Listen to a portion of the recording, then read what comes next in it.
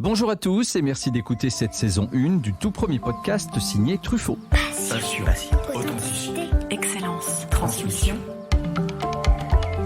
Mettons plus de vie dans nos vies. Le podcast de Truffaut. Je suis Jérôme Pitorin, journaliste, animateur, globetrotter pour l'émission Échappée Belle, et je vais chaque fois, en compagnie d'experts et de passionnés, vous proposer d'enrichir vos connaissances du monde végétal avec de nombreux conseils et astuces dans une quête de bien-être, le tout arrosé de bonne humeur. Et aujourd'hui, j'ai à mes côtés un amoureux de la nature comme moi et passionné par le jardinage et ses bienfaits, Pierre-Adrien Lagneau, chef jardinier chez Truffaut, qui sera mon expert aujourd'hui. Bonjour Pierre-Adrien. Bonjour Jérôme. Nous allons aborder le sujet du jour et on va parler des plantes de la maison. Absolument Pierre-Adrien. Alors pour commencer, je vais te demander si tu sais à quand remonte l'apparition des premières plantes dans nos intérieurs. Alors non, j'ai jamais vraiment creusé la question. Je me suis imaginé que c'était sans doute au cours du 19e siècle quand les explorateurs apportaient des plantes incroyables de pays fantastiques, mais j'ai jamais vraiment cherché à savoir quand. Alors moi, je me suis un petit peu renseigné et en effet, c'est bien au 19e siècle. Alors c'est l'universitaire Camille Lorenzi et le botaniste Philippe de Vilmorin, ça dit quelque chose, Oui. j'imagine, qui ont fait des recherches. Et en fait, sous l'ère industrielle, les campagnes sont quittées par les familles pour aller gagner les villes afin d'y trouver du travail. Et c'est là que naissent les premiers jardins chez soi, avec des petites serres qui voient le jour dans certains intérieurs. Et puis, on appelait ça les jardiniers de salon, et puis surtout les jardinières, parce que à l'époque, c'était strictement réservé aux femmes dans la seconde partie du 19e. Alors avant de commencer sur ce thème un peu plus précisément, moi j'aimerais que tu me racontes ton premier souvenir, ta première émotion liée à une fleur ou à une plante. Alors mon premier souvenir, j'avais mes grands-parents, les deux qui jardinaient, et j'avais la chance d'avoir des grands-parents qui avaient un jardin en Corse. Et quand j'y allais l'été, il y avait cette odeur de curry qui flottait dans l'air, qui était l'hélichrysum, j'ai su ça après, l'hélichrysum italicum, qu'on appelle la curry plant en Angleterre. Et je cueillais des petits bouquets d'hélichrysum que je mettais dans un sachet. Et l'hiver, quand le temps était gris, que j'étais triste, je sentais ce sachet et ça me ramenait en Corse, dans le maquis, l'été, quand il faisait beau. C'était vraiment ma Madeleine de Proust. Ah oui, d'accord, en effet. Je comprends. En même temps, les odeurs, en tout cas, on dit que la mémoire des odeurs est celle qui est la plus tenace, celle qui Oui. reste et qui dure le plus longtemps. C'est un souvenir déclencheur de ta passion pour le végétal? Est-ce que ça a même été la petite graine de ta future vocation, tu penses? Je pense, parce que je me suis amusé après à essayer de savoir ce que c'était que cette plante, d'où elle venait, pourquoi on l'appelait immortelle d'Italie. Voilà, j'ai essayé de chercher ça, et mes grands-parents jardinaient. J'ai un souvenir aussi des tomates gorgées de soleil qu'on ramassait dans le jardin et on mordait dedans, c'était incroyable. La saveur, le parfum, il y avait des belles fleurs, j'aidais mes grands-mères à arroser, à biner, à arracher, et je pense que ça m'a vraiment donné envie de m'orienter vers le jardin après, plus tard. D'accord, en tout cas, ça donne presque envie de se mettre à table, tout ce que tu me racontes. Et comment cette passion a grandi finalement au fil des années? Alors c'était un peu un passe-temps, un hobby, parce que je suis parti dans d'autres études. Je voulais faire de la comptabilité et je me suis pas mal ennuyé là-dessus. Mais j'ai toujours eu des plantes, soit dans ma chambre. J'avais la chance d'avoir des parents on habitait à la campagne, donc on avait un jardin et on pouvait cultiver. Et c'était vraiment un échappatoire, ce jardin, pour moi, quand je rentrais du bureau et que c'était pas très marrant d'avoir fait des rapprochements bancaires toute la journée. C'était pas très drôle.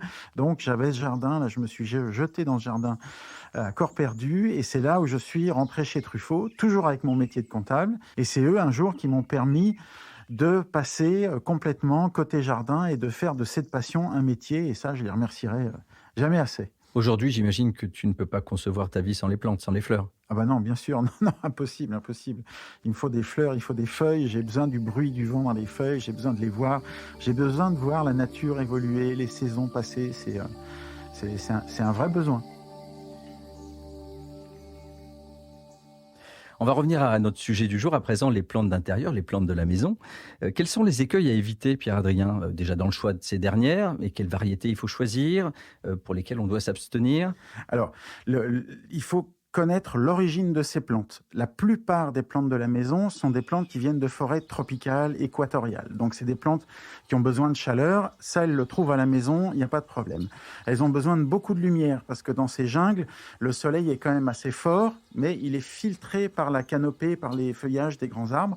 Donc, les plantes ne sont pas brûlées par le soleil, mais elles ont besoin de beaucoup de lumière. Donc, ça veut dire les installer près des fenêtres, mais en faisant attention que le soleil direct ne vienne pas taper sur les feuilles. Et le point qui fait défaut chez nous, c'est qu'elles ont besoin d'une forte hygrométrie, c'est-à-dire d'une humidité ambiante assez élevée. Donc ça, c'est le point qui est un petit peu délicat et qu'il faut réussir à recréer un peu artificiellement à la maison. D'accord. Alors, l'hygrométrie, comment on peut la faire évoluer? Alors, la première solution, c'est la plus simple, mais ce n'est pas celle que je préfère et je t'expliquerai pourquoi. C'est de pulvériser la plante avec une eau à température ambiante. On a un petit pulvérisateur dans un coin de sa cuisine, comme ça l'eau n'est pas trop froide. Et tous les matins ou tous les soirs, quand on rentre, on brumise la plante comme ça. Le problème, c'est que dans les appartements, et notamment en hiver avec le chauffage, l'air est assez sec et cette eau risque de s'évaporer très vite avant de vraiment apporter des bénéfices à la plante. Il y a une deuxième solution qui est assez simple, c'est de prendre une grande soucoupe étanche, bien sûr, on la remplit de billes d'argile à ras-bord et on remplit d'eau à ras-bord. Et on vient poser la plante avec son cache-pot sur ce lit de billes d'argile, comme ça les racines de la plante ne touchent pas cette eau. Et l'eau qui est dans les billes d'argile va s'évaporer tout doucement. Et en fait, on crée un humidificateur d'air personnel pour la plante, qui se retrouve baignée dans une atmosphère relativement humide. Ça marche très bien pour les bonsaïs, pour les orchidées, pour les plantes vertes. Évidemment, on ne fait pas ça pour toutes les plantes de régions arides, qui sont une autre grande famille de plantes d'intérieur, qui sont les cactées, les plantes grasses, qui, elles, au contraire, aiment bien les atmosphères sèches. Donc, c'est là, on ne leur fait pas ça. Mais vraiment, pour toutes nos plantes vertes, nos ficus, nos alocasias et autres, celles-ci, elles vont aimer avoir vraiment cette atmosphère humide qu'elles ont naturellement dans leur jungle. Moi, je me pose toujours la question, puisque je suis pas vraiment un érudit du végétal. Je voulais savoir, alors à quelle pièce correspondent quelles plantes? Alors, en fait, c'est surtout avoir une pièce qui soit adaptée pour pouvoir mettre des plantes. C'est-à-dire, une pièce qui est trop sombre, qui a une toute petite fenêtre, qui est placée au nord, ça va être compliqué d'avoir des plantes parce qu'elles ne recevront pas assez de lumière. En fait, le spectre lumineux que reçoit la plante diminue beaucoup plus vite que celui que distingue notre œil. Donc c'est pour ça qu'une pièce très sombre, en général, c'est pas bon pour les plantes. Après, que ce soit dans sa chambre, dans le salon, où on veut, dans la cuisine, on peut mettre la plante qui nous plaît.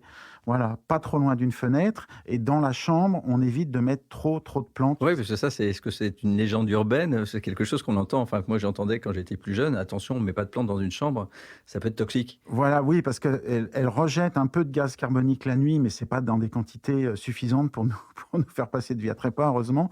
Donc avoir une plante ou deux dans sa chambre, c'est toujours chouette, c'est apaisant. Donc il n'y a pas de problème pour moi là-dessus.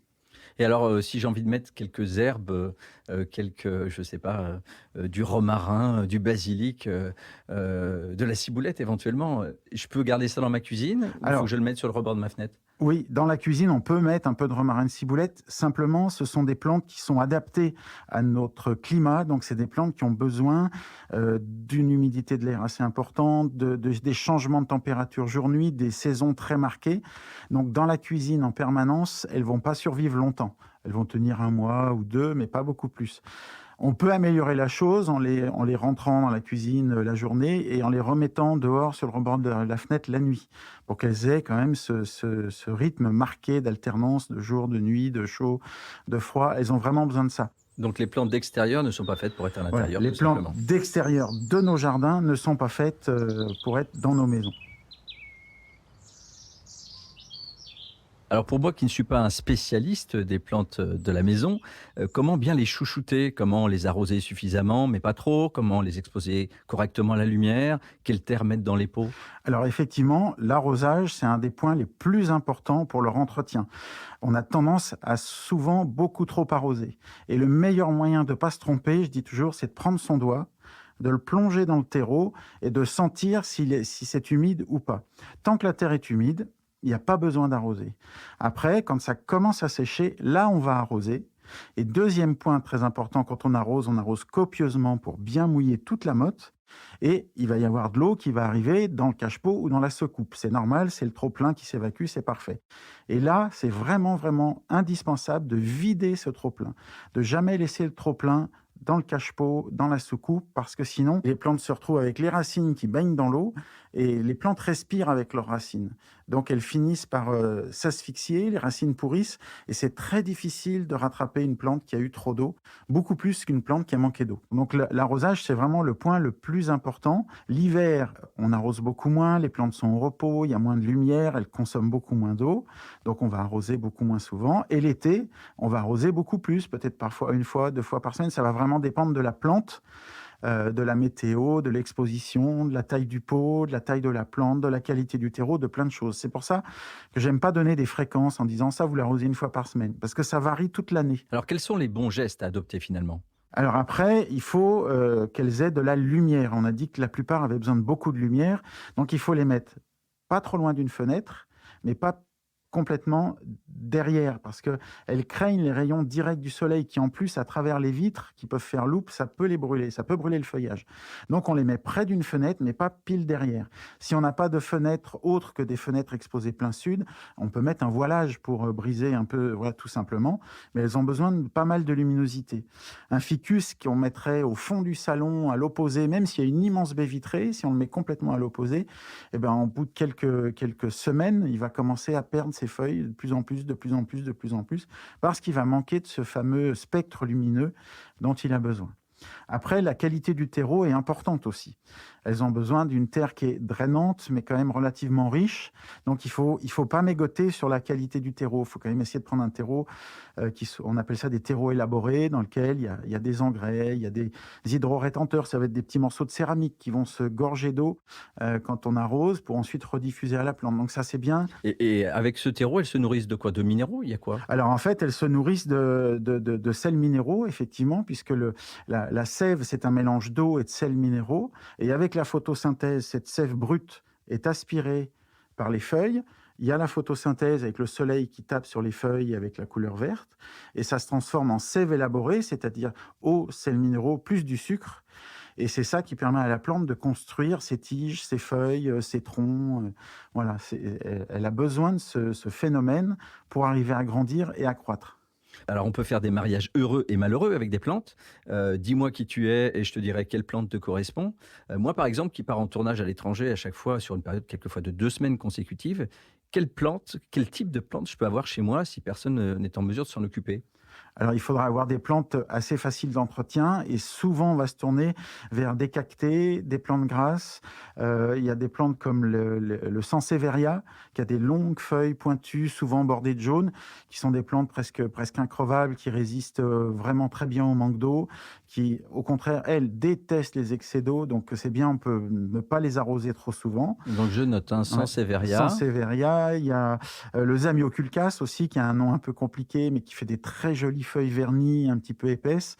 Donc, ce type de plantes-là, elles sont plutôt faciles à entretenir et elles peuvent être oubliées un petit peu, d'avoir des arrosages espacés. La seule chose, c'est qu'il ne faut pas fermer les volets. Quand on s'en va, si pour l'assurance, on doit fermer les volets, elles ne supporteront pas de vivre dans le noir. Bon, puis dans le pire des cas, quand je m'absente, tu passeras à la maison et arroser tout ça. Volontiers. Bon, volontiers. Ça marche. Pour ceux qui sont peut-être un peu moins impliqués, comment on fait? Quelles plantes on leur conseille? Effectivement, si on est moins impliqué ou qu'on n'a pas trop envie de s'en occuper, ces plantes-là, ces plantes faciles, il y en a une autre qui est assez belle, qu'on appelle l'arbre de jade, qui s'appelle le crassula, qui est une plante très facile. Il faut éviter l'excès d'eau. Donc ça, c'est des plantes qu'on va laisser vivre, qui vont pousser lentement, qui vont croître lentement. On arrose de temps en temps, une fois que la terre est bien sèche, entre 2 arrosages, et en général, ça se passe bien, c'est pas compliqué. Moi, on m'avait conseillé des succulentes, c'est ça? Oui. Pas pour manger, évidemment. Oui, non. En fait, on les appelle succulentes. C'est ce qu'on appelle plantes grasses de manière générale. Et leur vrai nom, c'est succulentes. C'est parce qu'elles stockent l'eau sous forme de suc dans leur tissu. C'est des plantes de régions arides, semi-arides, désertiques. Et elles ont besoin de stocker l'eau parce qu'il pleut 1 fois par an ou 2 fois par an. Et elles ont besoin de garder cette eau dans leur tissu, d'où leur aspect charnu, d'où ce nom de plante grasse. Et c'est un suc, l'eau transformée en suc, d'où le nom de succulente. D'accord. J'aime bien, j'apprends plein de choses. Alors moi, je suis de nature un peu curieuse, Pierre-Adrien, et j'aimerais visualiser à quoi ressemble ta maison, ton intérieur. Il y a des plantes partout? Un peu, oui, un peu beaucoup. J'ai une mezzanine, par exemple, et tout le long, j'ai mis des jardinières comme si c'était un rebord de balcon. C'est lumineux parce qu'il y a un Velux au-dessus, et donc j'ai pas mal de plantes là dans ces petits pots, dans ces jardinières qui retombent. Et puis en bas, effectivement, il y a des grands philodendrons. Ça, j'aime bien. C'est un peu exubérant. Ça fait un petit peu jungle. Et puis quand j'ai plus de place, bah, j'essaye d'en accrocher, d'en suspendre. Oui, donc il y a peut-être la possibilité, de récupérer quelques boutures chez toi? Bah, bien sûr, c'est quelque chose de sympa d'échanger des boutures avec des gens, qu'on aime bien, qui ont une variété, une espèce qu'on connaît pas. «Tiens, tu devrais essayer ça», c'est un vrai plaisir. Puis maintenant que j'ai tes clés, je vais pouvoir en installer plein, Bah, plein chez toi. je te remercie d'avance. Moi, j'ai échangé les images Panini, mais depuis plus rien, donc pourquoi pas des boutures? C'est un Eh ben début à tout, hein. exactement, un grand troc-plante. Quelles astuces pour les petits appartements? Qu'est-ce que tu conseillerais aux gens qui vivent dans des espaces, réduits? Il y a des plantes effectivement, de petit développement, il y a les bonsaïs, il y a des alors le bonsaï, ça demande un tout petit peu plus de soins et d'entretien parce que le bonsaï, pour rester, petit, il est cultivé dans un pot minuscule, avec très peu de terre. Donc là, ça peut sécher très vite.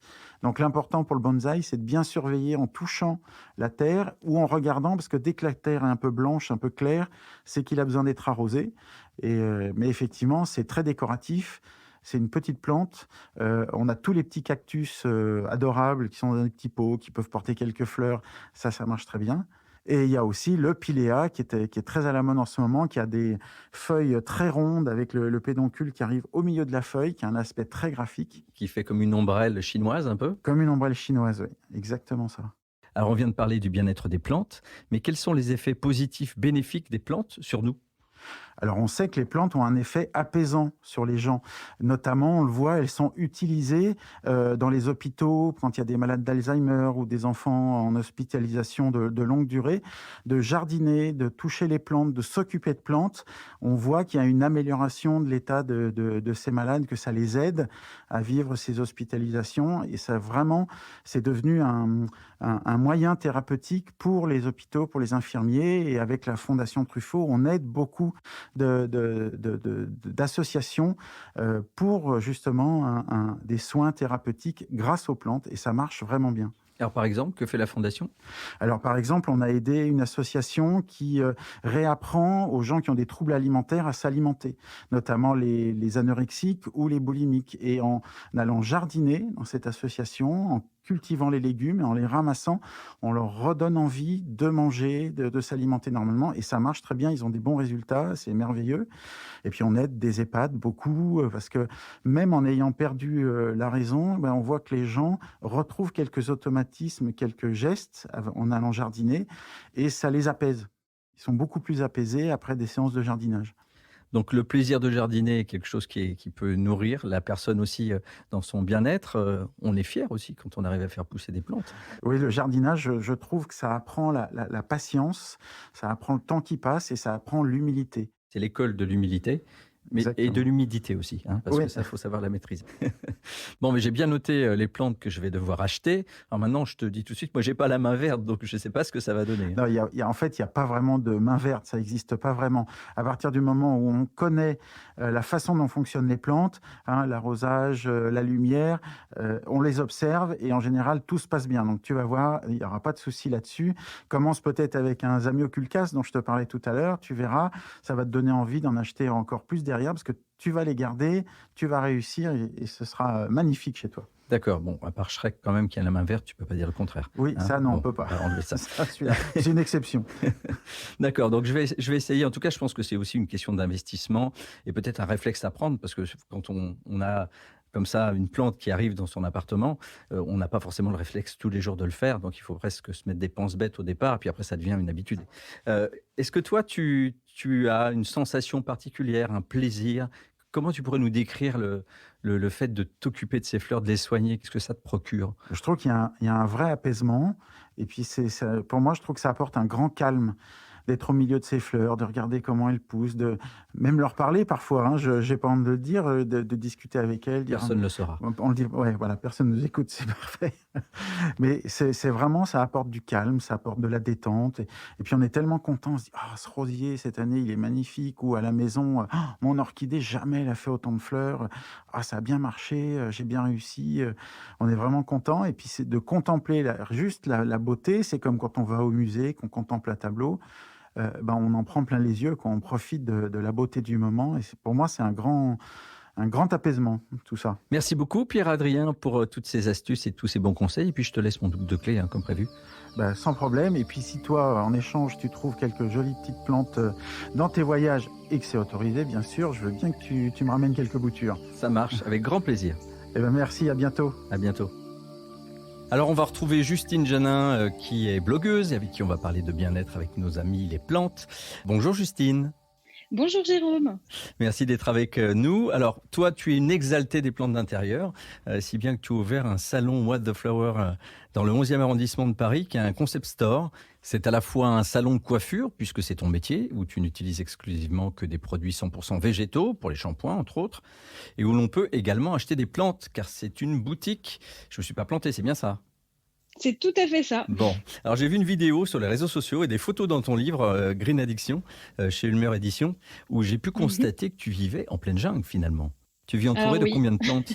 Alors c'est difficile à calculer, hein. Il y en a beaucoup et on fait plus trop de recensement, mais on vit au milieu de centaines de plantes Ah, les dans centaines. notre appartement. Ouais, on en est là. Et tu vis dans un 800 mètres carrés?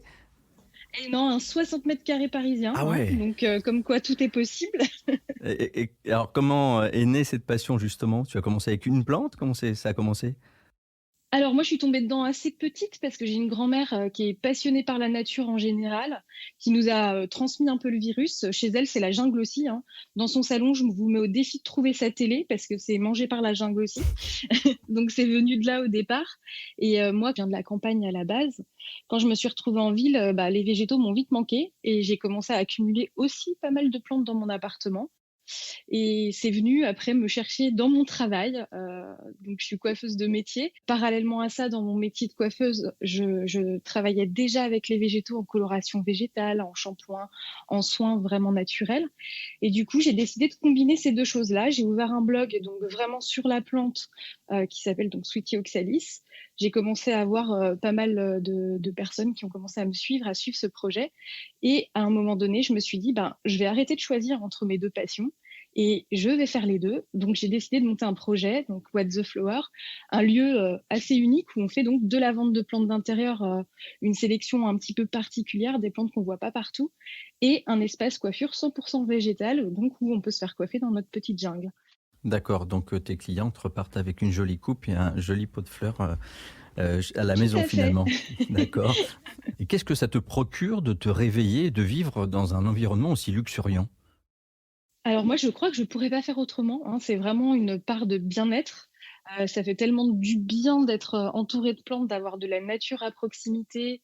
On a ce côté aussi hyper satisfaisant de se dire que tiens, cette nouvelle feuille, si elle est là, c'est parce qu'on a bien fait notre job aussi. Donc c'est assez chouette. Et puis de se créer son petit univers, sa propre jungle, ça fait toujours du bien. C'est hyper apaisant. Alors, j'ai vu sur ton livre en couverture qu'il y avait un chat, je crois même que tu en as deux. Oui, tout à Est-ce fait. que tu peux nous parler de la cohabitation entre les animaux domestiques et les plantes? Parce que ça ne doit pas être simple quand même. Alors souvent, ça fait peur, hein. Quand on se dit plantes et chats, on a souvent la peur de l'intoxication parce qu'il y a des plantes qui éventuellement peuvent être toxiques. On a peur aussi des dégâts que les chats peuvent causer et on pense que le combo des deux, ça marche pas très très bien. Alors qu'en fait, ça peut très bien se passer. Il faut bien cibler quelles plantes peuvent poser problème et ces plantes-là ne doivent pas être accessibles à vos chats. Est-ce que tu as quelques exemples à nous donner de plantes Bien qu'il faudrait sûr. éviter de mettre j'allais dire à la portée de ces Alors, animaux, parce elles peuvent peut-être être un peu plus ouais. en hauteur. Alors, tout ce qui va être de la famille des Aracées, donc c'est des plantes qu'on a souvent à la maison, donc les philodendrons, les monstera, les caladiums, ce genre de choses, c'est des plantes qui ont un fort taux de cristaux d'oxalate et qui peuvent causer des gros soucis à nos animaux. Mais les chats, en fait, en intérieur, ils vont pas aller juste manger nos végétaux pour nous embêter. C'est simplement que dans la nature, ils en ont besoin pour se purger. Mhm. Donc, il faut qu'il y ait accès à des végétaux. Et s'ils n'ont pas accès à des végétaux qui leur sont destinés, ils vont forcément essayer d'aller manger des mauvaises plantes. Donc, il y a plein de plantes comme ça qui peuvent être sympas à amener en intérieur. On a plein de graminées, le blé, l'avoine, l'orge, ces mélanges-là qu'on voit en mélange herbe à chat. Ça marche très bien. On a des herbes aromatiques, la valériane, la mélisse, Mhm. qui fonctionnent super bien. Et moi, les deux chouchous que j'ai à la maison, c'est le papyrus. Alors là, Malo, nous, adore le papyrus. Et Roukinou, lui, c'est plutôt la catère, parce que la catère, c'est une herbe à chat qui les rend un peu fous, mais qui les attire beaucoup, qui est un peu mentholée. Et ça, ils adorent. Et c'est vrai qu'on leur détourne du coup l'attention des plantes qui n'ont normalement pas d'intérêt pour eux. Et là, en fait, ça se passe très bien. Moi, j'ai jamais de soucis. D'accord. Bon, bah, écoute, merci pour tous ces bons conseils. Je te souhaite plein de bonnes choses et tu salueras Malono et Roukinou de ma part, alors. Ça marche? Merci beaucoup, Jérôme. À bientôt. Merci. Au revoir. À bientôt. Au revoir. Notre podcast se termine déjà, mais restons connectés à la nature. Tous nos épisodes sont disponibles sur les principales plateformes d'écoute et sur notre site truffaut.com. Je vous dis à très vite pour cultiver ensemble notre jardin et notre esprit.